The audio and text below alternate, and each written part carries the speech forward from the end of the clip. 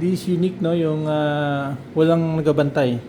No person guarding the convenience store. Only it's being CC. Tindi, no?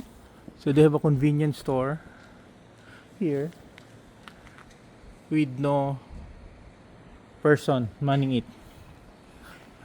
So you have to self check check out. Hana is there. Galing, oh. That convenience store, oh. This is our street.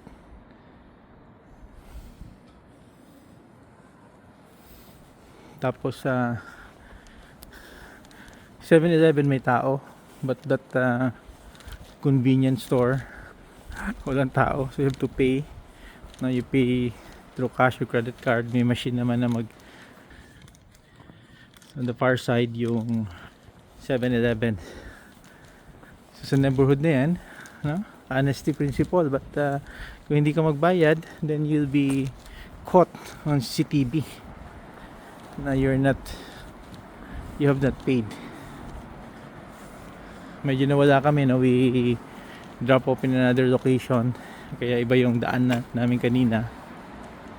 So this is the convenience store, 7-Eleven, nearest to our Airbnb. So Airbnb here in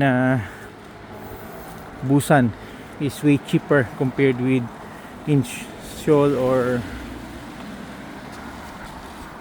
Incheon. Tapos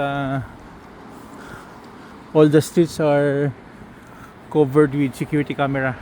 Ayan, so kung may mga criminalities, better than the force multipliers.